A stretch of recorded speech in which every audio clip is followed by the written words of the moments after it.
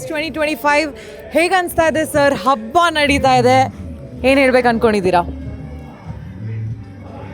ತುಂಬ ಖುಷಿ ಆಗ್ತಾ ಇದೆ. ಹೌದಾ ಸರ್? ಏಕೆಂದರೆ ಚಿತ್ತಾರ ನಕ್ಷತ್ರಗಳ ಪಾರಿತೋಷಿಕ 2025.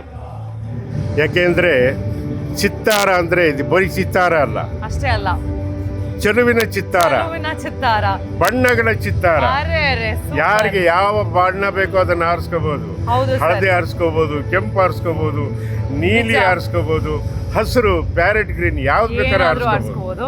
ಅರ್ಥ ಸೊ ಆಯ್ತಾ? ಹೇಗೆ ಅನಿಸ್ತಾ ಇದೆ ಸರ್ ನಮ್ಮ ಚಿತ್ತಾರ ಮೀಡಿಯಾ ನಮ್ಮ ಎಲ್ಲ ಸ್ಯಾಂಡಲ್ವುಡ್ ಆಕ್ಟರ್ಸ್ ಆಕ್ಟ್ರೆಸ್ ಎಲ್ಲರನ್ನೂ ಒಂದ್ ಕಡೆ ತಗೊಂಡು ಬಂದು ಈ ಒಂದು ಸೆಲೆಬ್ರೇಷನ್ ಮಾಡ್ತಾ ಇದೀವಿ.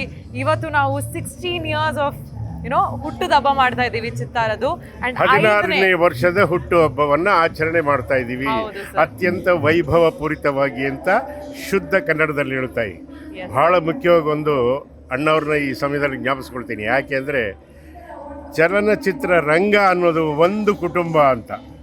ಈ ಒಂದು ಕುಟುಂಬವನ್ನು ಈ ಚಿತ್ತಾರ, ಈ ಚೆಲುವಿನ ಚಿತ್ತಾರ, ಈ ಬಣ್ಣಗಳ ಚಿತ್ತಾರ ಒಂದು ತೆಕ್ಕೆಯಲ್ಲಿ ತಗೊಂಡು ಎಲ್ಲರಿಗೂ ಸಾಧಕರಿಗೆ ಪಾರಿತೋಷಿಕಗಳನ್ನು ಕೊಡುತ್ತಾ ಪ್ರೋತ್ಸಾಹಿಸ್ತಾ ಇರೋದು ಅತ್ಯಂತ ಹೆಮ್ಮೆಯ ಮತ್ತು ಖುಷಿ ವಿಷಯ.